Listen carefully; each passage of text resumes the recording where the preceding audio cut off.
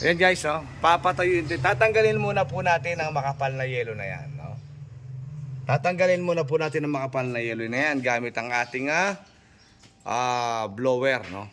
Okay, sige, go.